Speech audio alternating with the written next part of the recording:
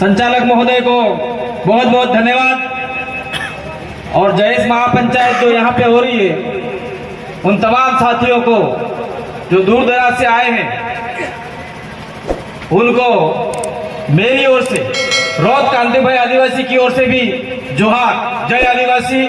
और हम भील प्रदेश के मुख्य कर्म स्थली से आए हैं, इसलिए हमारा स्लोगन भी होता है जय भील प्रदेश। तो हमारी ओर से सभी को जय भील प्रदेश। मैं नीतीश अलावा जो पटवारी हैं, उनकी बात को आगे बढ़ाना चाहूंगा। मैं पूछना चाहता हूं कि धार में किसकी लड़ाई हुई? कौन से आदिवासी की लड़ाई हुई? कौन से नॉन ट्राइबल और ट्राइबल की लड़ाई हुई जो आपको महापंचायत करने की जरूरत पड़ी? ये होला, मैं पूछना चाह रहा हूं, लड़ाई क्या हुई है? डॉक्टर हीरा अलावा और लाल सिंह बर्मन की हुई है? डॉक्टर हीरा अलावा या फिर हमारे बीच में बैठे डॉक्टर आनंद राय जी की हुई है? या फिर आपका कांग्रेस और बीजेपी का हुआ है? लड़ाई किसकी हुई है? ये महापंचायत क्यों बुलाई गई है? क्या कारण है? पहले जब मध्य प्रदेश के चुनाव नहीं हुए थे, उस समय महापंचायत जो अल्ट्राटेक सीमेंट के विरोध में हमने महापंचायत बुलाई थी, उसमें 32 गांव के कितने गांव वहां पे जा रहे थे और फैक्ट्री के जमीन में जा रहे थे, उसके लिए महापंचायत बुलाई थी। हमको समझ में आया था कि भाई हमारी जमीनें जा रही है, तो आप लोग आओ आदिवासी देश भर के और आंदोलन करो, और जो भी गवर्नमेंट है, सरकार है, उस सरकार पे दबाव बनाओ। हमने दबाव बनाया, नहीं बनाया ऐसी बात नहीं है।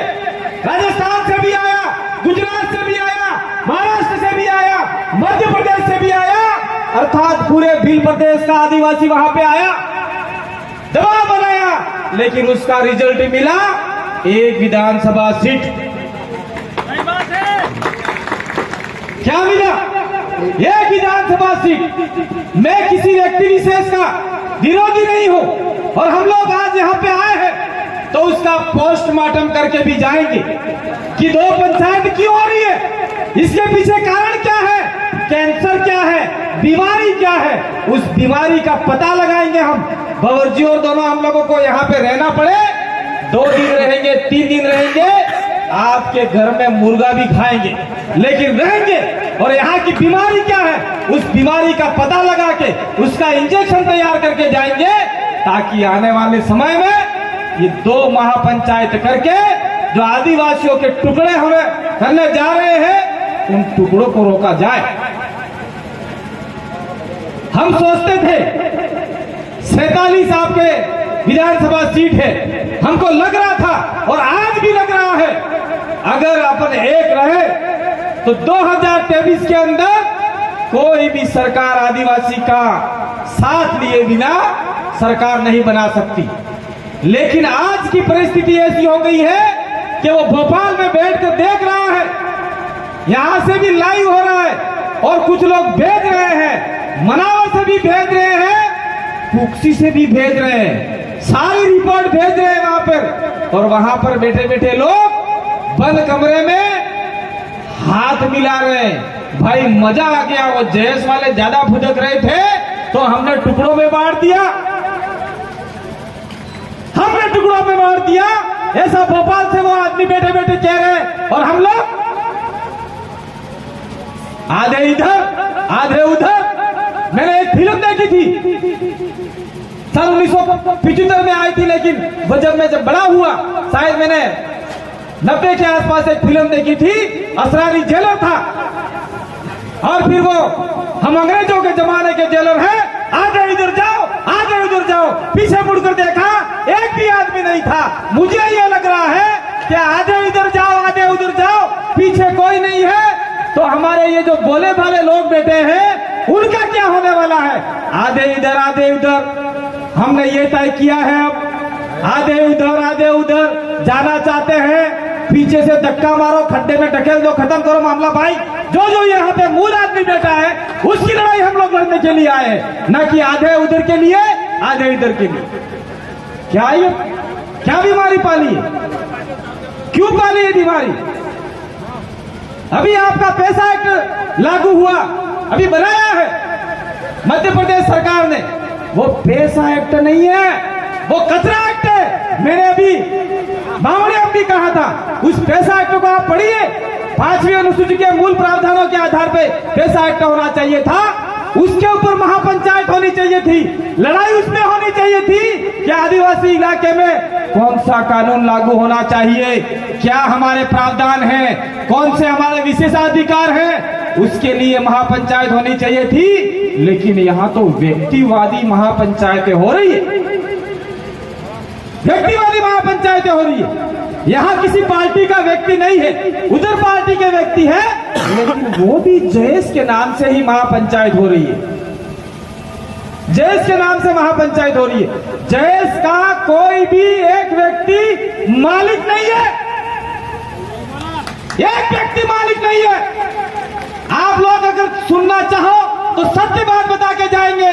जयेश हो या कोई भी सामाजिक संगठन हो, किसी एक व्यक्ति उसका मालिक बनने की कोशिश करेगा, हम ब्रह्मास्त्र बोलेगा तो उसका नस्तो नाबूद खत्म होगा आने वाले समय में, खत्म होगा वो। जयेश हर व्यक्ति ने अपने खून पसीने से, अपने मेहनत के पैसे से जयेश को आगे बढ़ाने का काम किया। क्या पड़ा है? लास्ट कोने से गुना से आदमी यहाँ पे आ रहा है, जाबुआ से यहाँ पे आदमी आ रहा है, कोई कितने 300 किलोमीटर से आ रहा है, कोई 400 किलोमीटर से आ रहा है। जयेश के पास कोई कोस है क्या? कोई पैसा है क्या? वो खुद का पैसा लगा के आ रहा है। वो सोच रहा है नहीं भाई, इन्होंने हमारा शोषण किया, उन्होंने शोषण किया, अब हमारे आदिवासियों की जय युवा शक्ति बनी है, वो कहीं न कहीं हमारे लिए अच्छा काम करेगी, 5वीं अनुसूची लागू करवाएगी। आपके बहुत सारे आदिवासी जेलों में डूसे जा रहे हैं, उनको कम करवाएगी। कमलेश्वर डोरिया जैसे, ये आपका रामदेव काकोड़िया जैसे लोग, उनको जिला बदल कर दिया जा रहा है, उनका जिला बदल हम लोग रुकवाने का प्रयास करेंगे। उसके लिए जहां महापंचायत होना चाहिए था, आज किसी की लड़ाई नहीं हुई है, मजबूरन होकर हमको ये बात कहनी पड़ रही है। हम लोग उनके भी विरोधी नहीं है, हम लोग आपके भी विरोधी नहीं है, लेकिन जहां पर कोई राजनीतिक मंच नहीं होगा, कोई राजनीतिक आदमी नहीं बैठेगा, वहां पे हम लोग जरूर जाएंगे। ये जो जयेश महापंचायत है, उसके अंदर थोड़ा सा हमें 1% की कमी लगी है, लेकिन यहाँ पे जितने भी हमारे महापुरुष बैठे हैं वो सामाजिक जयेश महापंचायत है, और वहां जो बैठे हुए हैं वो एमएलए उस मंच पे बैठे हुए हैं, इसलिए वहां की जो महापंचायत है वो सामाजिक नहीं होके एक राजनीतिक चोला पहने हुए हैं। मैं ये कहना चाह रहा हूं आप लोगों को। आज के बाद में अगर हम लोग कोई भी कार्यक्रम करें, मैं लाल सिंह बर्मन को भी निवेदन करना चाह रहा हूं, साहब मुझे आप गलत मत कहिएगा। आपने स्वागत के लिए सारे वहां पे बैनर लगाए, हम आपको सैल्यूट करते हैं, आपके पैसों से लगाए, हम आपको सैल्यूट करते हैं। मैं किसी भी संगठन को कहना चाह रहा हूं, चाहे हमारे वहां भील प्रदेश का संगठन देख लो, हमारा आदिवासी परिवार विचारधारा देख लो, हमारा भील प्रदेश विद्यार्थी मोर्चा देख लो, मुक्ति मोर्चा देख लो, युवा मोर्चा देख लो, भील प्रदेश किसान मोर्चा देख लो, या हमारा कोई भी सामाजिक संगठन हो, पीछे के बैनर पे व्यक्ति का फोटो नहीं होता। ये कहीं न कहीं मैं थोड़ा सा लाल सिंह जी को कहना चाह रहा हूं। मैं माफी चाहता हूं आपसे, क्योंकि मेरे से जो सही मैं बोला उसमें आपको बुरा नहीं लगना चाहिए, किसी कार्यकर्ता भी बुरा नहीं लगना चाहिए। जैसे जैसे हम आगे बढ़ेंगे वैसे वैसे हमें सही जानकारी मिलेगी। वहां पे अगर आप लोग बड़े बड़े पोस्टर लगा रहे हो स्वागत के लिए, नो प्रॉब्लम, लेकिन लाल सिंह जी मुझे ऐसा लगता है कि आने वाले कल के कार्यक्रम में जब ये मीडिया या फिर वहां आपके जो विरोधी होंगे वो आपके इस फोटो के ऊपर गोलो लगाएंगे, वो बोलेंगे लाल सिंह ने तो अपने एमएलए बनने के लिए जयेश महापंचायत रखी, ऐसा कह सकते हैं। लेकिन मुझे थोड़ा सा इस बारे में ड्रॉप करना चाहिए। पीछे भी बहन मना कर रही है कि भाई आपका समय पूरा हुआ, लेकिन मैं अंत में एक बात और कह के जाना चाह रहा हूं। अभी 2023 आपका मध्य प्रदेश का जो मामला आने वाला है, इस 2023 के अंदर अभी मुझे ऐसा लगता है आज की तारीख में 2 कार्यक्रम करवा दिए। अगर अपन लोग सावधान नहीं रहे, सचेत नहीं रहे, मुस्तैद नहीं रहे, तो आने वाले समय में मुझे ऐसा लगता है कि मनावर में अलग, कुक्सी में अलग, 5 किलोमीटर अलग, पीछे 10 किलोमीटर अलग, पंचायतों में अलग, आपको बांट दिया जाएगा।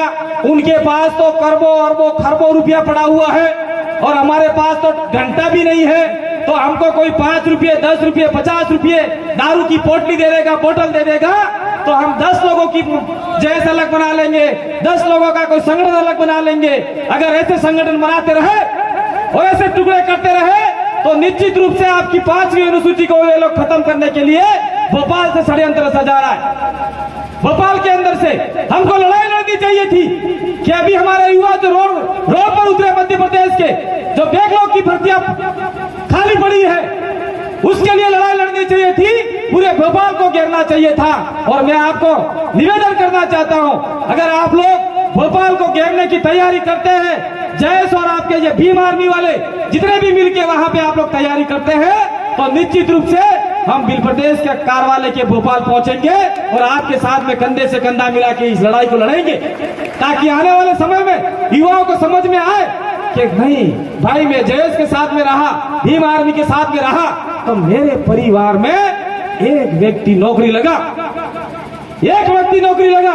हमारा मूलतः ये होना चाहिए, जयेश का हो चाहे किसी भी संगठन का हो, क्या हमारा सिद्धांत ये होना चाहिए कि हमारे कार्यक्रम में आने वाला हर व्यक्ति, हर सदस्य जानकारी से लैस हो, संविधान की हर मार्मिक ज्ञाता को जाने। और मैं और एक बात और कह के जाना चाह रहा हूं, पुलिस भाई यहां सुन रहे हैं, मैं हर सभाओं में कहता हूं, जब तक अपनी बोली में नहीं बोलोगा, अपने भाषा में नहीं बोलोगा, आदिवासियों का मूल रक्षात्मक कवच है अपनी बोली। हिंदी कोई आदिवासियों की मातृभाषा नहीं है और देश की भी मातृभाषा नहीं है। हिंदी भाषा मातृभाषा नहीं है, वो कुछ लोगों की मातृभाषा है। आपके इलाके में निमाड़ी बोल दिया, हमारे कुछ इलाके में मालवी बोल दिया, उधर मेवाड़ी बोल दिया, उधर बागड़ी बोल दिया, उधर महाराष्ट्रन बोल दिया, उधर उसका पर गुजराती बोल दिया। यहां से लेके एक अंग्रेज का एनालिसिस है 1905 के अंदर, उसने एनालिसिस किया था, उदयपुर से लेके भोपाल और भोपाल से लेके बॉम्बे तक जो बोली बोली जाती है उसको भीली या बिलोड़ी कहते हैं। चाहे आपके भिलाला, राठा, बारेला, चारेला कोई भी हो, वो जो बोलने वाली भाषा है, बोली है, उसको भीली कहा जाता है। और मैं बात इसलिए कहना चाह रहा हूं कि 5वीं अनुसूची में यह लिखा हुआ है 100% मालिक का हक, मालिक तत्व का हक आपको है, आदिवासियों को है, आदिवासियों को है। दूसरी बात यह भी है कि इंडियन पेनल कोड आरपीसी और सीआरपीसी, इंडियन पेनल कोड 1860 और सीआरपीसी आदिवासी इलाके में सीधे तरीके से आदिवासी लोगों के ऊपर लागू नहीं होती। ये मैं नहीं बोल रहा हूं, सुप्रीम कोर्ट का जजमेंट बोल रहा है। लेकिन आज हम जानकारी के अभाव में थाने वाले आते हैं, पकड़ के ले जाते हैं और बंदर बंद कर देते हैं। हम चाहते हैं कि आपके 47 विधायक में से नहीं, कम से कम 20 विधायक भोपाल पहुंचे और टीएससी पे कब्जा करें और कब्जा करने के बाद में बोले कि आदिवासी इलाके में ये एक्ट लागू होगा, ये नहीं होगा। ये सब प्रस्ताव पारित करके टीएससी में प्रस्ताव पारित करवाए तो कम से कम हमारे आदिवासियों के ऊपर फालतू काम पे जो मुकदमे लगाए जा रहे हैं वो मुकदमे से बचे तो सही हम लोग। इसमें न तो आपके कमिश्नर को पता है, न एसपी को पता है, किसी को पता नहीं है। छोटे मोटे पुलिस वाले हवलदार को तो पता ही नहीं है कि क्या है ये आपका आर्टिकल 244, क्या है ये 13(3) का, क्या है 275, कुछ पता नहीं है। आप लोग पूछने जाओगे, संविधान के अंदर जितनी भी बातें वो मात्र आपका दंडात्मक व्यवस्था को लेकर चलते हैं, लेकिन उसके ऊपर सुप्रीम कोर्ट के कुछ जजमेंट आए हैं, किसी पुलिस वाले को पकड़ा दिया जाए तो बोलेगा भाई मैं तो नहीं मानता इसको, तो कोर्ट ऑफ कंटेम्प्ट होगा इसका। तो कोर्ट ऑफ कंटेम्प्ट करने के लिए भी आपको तैयार रहना पड़ेगा। मैं पुलिस भाई खड़े इसलिए उनको नहीं कह रहा हूं, कलेक्टर भी आपके प्रस्ताव के आगे कुछ नहीं है, जीरो है, लेकिन वो भी आप लोग करने के लिए तैयार नहीं हो। और आज की तारीख में एक ताकत बना है, एक शक्ति बनी है, एक एकता बनी है, उस एकता को तोड़ने का प्रयास भोपाल से बैठे हुए लोगों का सफल होने जा रहा है। लेकिन वो प्रयास हम लोग हमारे जीते जी सफल नहीं होने देंगे और आप लोगों का साथ लेके उस प्रयासों को विफल करने का हम लोग प्रयास करेंगे। हम लोग ये काम करेंगे। उधर के लोग और इधर के लोग में कमी खामी क्या रही, क्या ऐसा हुआ, क्या प्रॉब्लम हुई, तो हम लोग उसका एनालिसिस करेंगे, पोस्टमार्टम करेंगे और ऐसे बीमारियों को दूर करने का काम हम लोग करेंगे। समय अभाव है भाई, मौर्य जी, मुझे पता है हम भी 300-400 किलोमीटर दूरी से आए हुए हैं, लेकिन मैं भी किसी का समय जबरदस्ती लेना नहीं चाहता हूँ।